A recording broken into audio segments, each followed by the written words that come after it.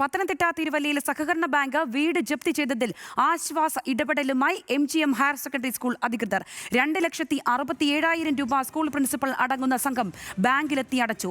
ചാത്തങ്കരി സ്വദേശി അനിയൻ കുഞ്ഞിന്റെ വീടാണ് അർബൻ ബാങ്ക് ജപ്തി ചെയ്തത്. വിവരങ്ങളുമായി പത്തനംതിട്ടയിൽ നിന്നും ശ്രീരാജ് ബാബു ഉണ്ട്. ശ്രീരാജ്, എന്താണെങ്കിലും ന്യൂസ് മലയാളം വാർത്തയിൽ വലിയ രീതിയിലുള്ള ഇടപെടൽ ഉണ്ടായിരിക്കുന്നു. ആ കുടുംബത്തിന് വലിയ രീതിയിലുള്ള ഒരു ആശ്വാസമാണ് ഉണ്ടായിരിക്കുന്നത്. ഇതെങ്ങനെയായിരുന്നു ഈ സംഭവങ്ങളുടെ ആദ്യം മുതലുള്ള കാര്യങ്ങൾ?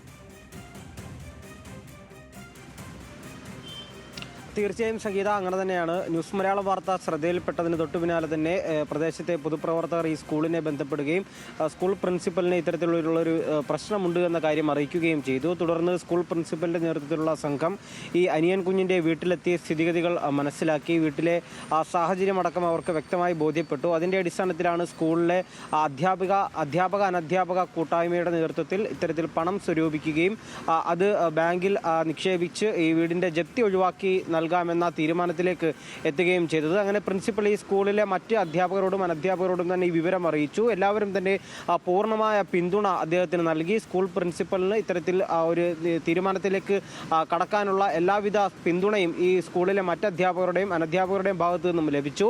അതിൻ്റെ അടിസ്ഥാനത്തിൽ ഇന്ന് 3:30 മണിയോടുകൂടി തന്നെ ഈ ബാങ്കിലെത്തി 2,67,000 രൂപ സംഗീത സൂചിപ്പിച്ചതുപോലെ ആയിരുന്നു അവർക്ക് അടയ്ക്കേണ്ടിയിരുന്നത്. എന്നാൽ നമുക്ക് മനസ്സിലാക്കാൻ സാധിക്കുന്നത് സ്കൂൾ അധികൃതരും ഈ ബാങ്ക് ജീവനക്കാർ ബാങ്ക് അധികൃതരുമായി നടത്തിയ ചർച്ചയിൽ 2,57,000 രൂപ അടച്ചുകൊണ്ട് ഈ ബാങ്കിൻ്റെ ജപ്തി നടപടികൾ അവസാനിപ്പിക്കാം എന്ന തീരുമാനത്തിലേക്ക് ബാങ്ക് എത്തുകയും ചെയ്തു. അതിൻ്റെ അടിസ്ഥാനത്തിൽ 2,57,000 രൂപ അധ്യാപകരും അനധ്യാപകരും സ്വരൂപിച്ച 2,57,000 രൂപ ഈ ബാങ്കിലെത്തി ഇന്ന് വൈകിട്ട് 3:30 അടച്ചു.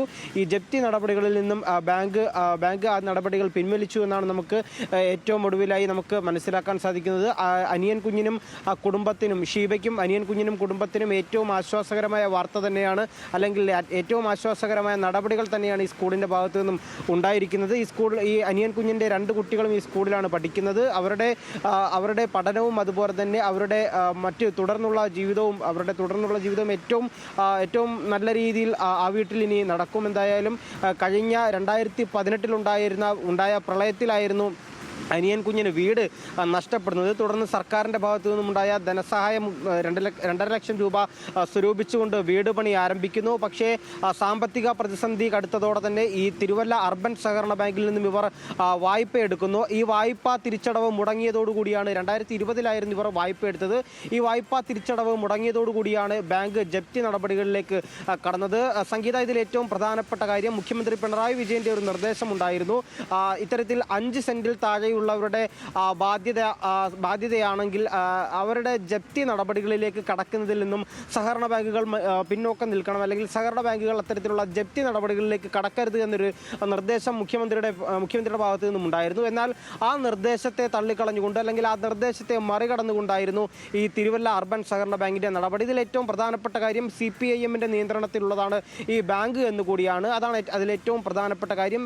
വലിയ പ്രതിഷേധം ഈ ബാങ്കിനെതിരെ ആദ്യഘട്ടത്തിൽ തന്നെ ഉണ്ടായിരുന്നു. കാരണം ഇത്തരത്തിൽ മുഖ്യമന്ത്രിയുടെ ഒരു നിർദ്ദേശം കൂടി നിലനിൽക്കെ ഈ സഹകരണ ബാങ്കിൻ്റെ ഭാഗത്തു നിന്നും ഉണ്ടായ ഈ നടപടി, അതും 2018 പ്രളയത്തിൽ വീട് തകർന്ന ഒരു കുടുംബത്തിനെതിരെ കൂടിയാകുമ്പോൾ കൂടുതൽ പ്രതിഷേധം സ്വാഭാവികമായും ഉണ്ടാകും. സ്വാഭാവികമായും നമുക്കറിയാം, സർക്കാരിൻ്റെ എല്ലാ പിന്തുണയും ഈ പ്രളയബാധിതർക്കടക്കം നൽകിക്കൊണ്ടിരിക്കുന്ന ഒരു സാഹചര്യം ഉണ്ടായിരുന്നു. ആ ഒരു കുടുംബത്തിന്, അത്തരത്തിൽ പ്രളയബാധിതരായ ഒരു കുടുംബത്തിന് നേരെ കൂടിയാണ് ഇത്തരത്തിലുള്ള ഒരു സഹകരണ ബാങ്കിൻ്റെ നടപടി എന്നുള്ളത് കൂടിയാണ് ഇതിലേറ്റവും പ്രധാനപ്പെട്ട കാര്യം. എന്തായാലും സ്കൂളിൻ്റെ ഭാഗത്തു നിന്നും ഏറ്റവും ആശ്വാസകരമായ ഒരു ഇടപെടൽ നമ്മുടെ വാർത്തയെ തുടർന്ന് ഉണ്ടായിരിക്കുന്നു. അതിനെ തുടർന്ന് അനിയൻ കുഞ്ഞിനും കുടുംബത്തിനും ഇനി സ്വന്തം വീട്ടിൽ അന്തിയുറങ്ങാൻ സാധിക്കും. ഏറ്റവും സന്തോഷകരമായ ജീവിതം നയിക്കാൻ സാധിക്കും. സംഗീത, തീർച്ചയായും ശ്രീരാജ്, എന്താണെങ്കിലും അഭിമാനകരമായ കാര്യം തന്നെയാണ് ഉണ്ടായിരിക്കുന്നത്. ശ്രീരാജ്.